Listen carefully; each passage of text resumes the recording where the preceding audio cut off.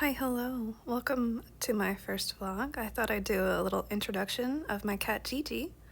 I'll be drawing her a little mobile suit later on in this vlog, but first, I must brave the outside world to prepare for Snowstorm Fern.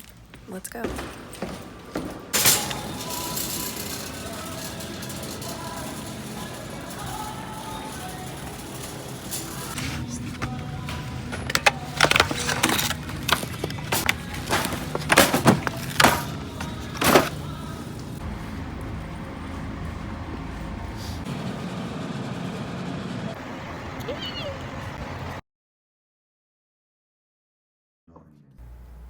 Hi again. Popping on here, voice over me, just to say a few things and then I'll shut up and you can enjoy the drawing. Number one, I'm not an artist. As you can see here, I'm drawing with a Sharpie pen I found at Kroger. And then a mechanical pencil that probably also bought at Kroger. I have a career in science, and I love science, but I also love art. And that's kind of what I want this channel to be, a very genuine snapshot of a regular person keeping a sketchbook and maybe some other adventures too. But yeah, I just wanted to mention that. And the other thing I wanted to mention is that in these next few clips of me drawing, I am listening to the audiobook for The Fellowship of the Ring. This is not my first time reading it, however, in the off chance that you haven't read the books or you haven't seen the movies, maybe don't listen, because spoilers. So yeah, after these next 6 minutes of me drawing, there will be a small little outing that my partner and I take into the icy neighborhoods. But I guess I just want to say thank you for watching, and I hope you enjoy. Side by side, Celeborn and Galadriel. And the lady no less tall than the Lord. And they were grave and beautiful. They were clad wholly in white, and the hair of the lady was of deep gold. And the hair we will speak together. Each of the companions he greeted courteously by name as they entered. "Welcome, Aragorn, son of Arathorn," he said. "It is 38 years of the world outside since you came to this land, and those years lie heavy on you. But the end is near, for good or ill. Here, lay aside your burden for a while. Welcome, son of Thranduil. Too seldom do my kindred journey hither from the north." Well seated before his chair, the Lord looked at them again. "Here there are 8, he said. 9 were to set out, so said the messengers. But many have not heard. Elrond is far away, and dark. All this year, the shadows have grown longer. He is, for I much desired to speak with him again. A grey mist is about him, and the ways of his feet and of his mind are hidden from me." "Alas," said Aragorn. Gandalf fell into shadow. He remained in Moria and did not escape. At these words, all the elves in the hall cried aloud in grief and amazement. "We have not spoken to Haldir of our deeds or our purpose," said Legolas.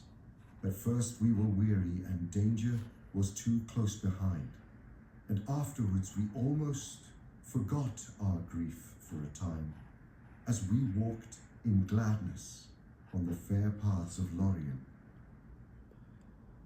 Yet our grief is great, and our loss was our guide, and he led us through Moria. And when our escape seemed beyond hope, he saved us, and he fell. Tell us now the full tale, said Celeborn. Then Aragorn recounted all that, and he spoke of Balin and his book, and the fight in the chamber of Mazarbul, and the fire, and the narrow bridge.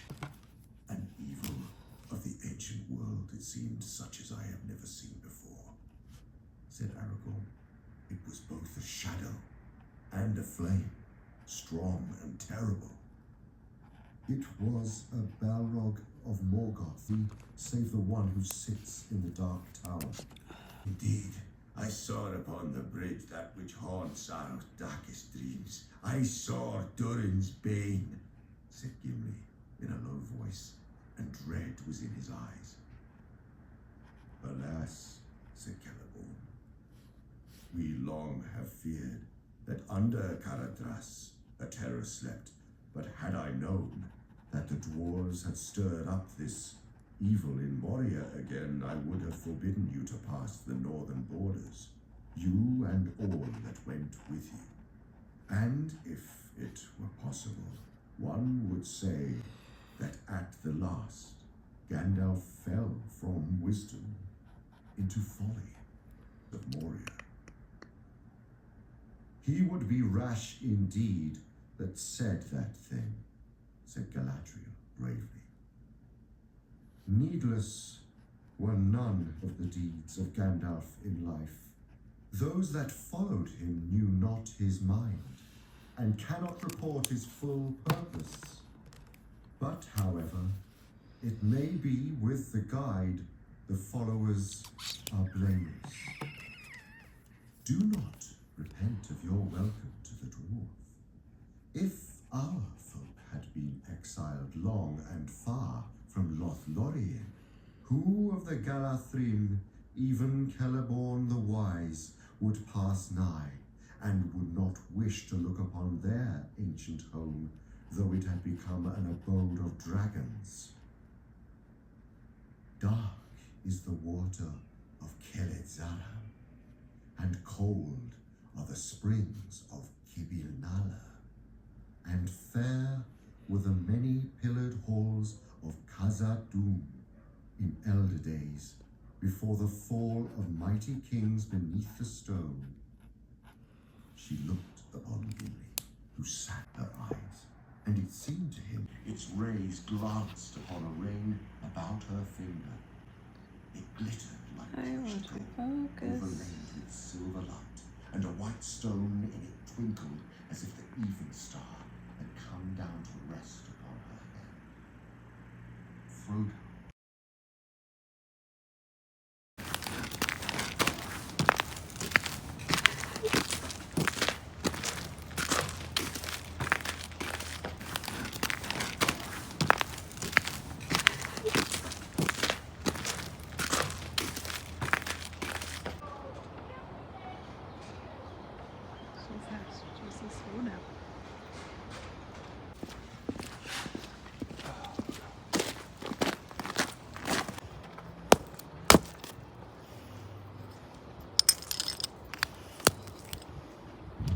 This is stupid. I wish they would just make me one of these.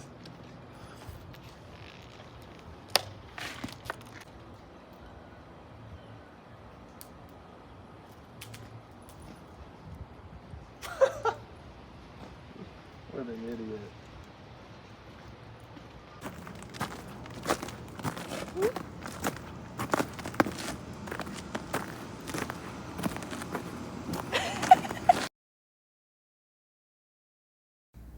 Alright, here we are. We made it to the end.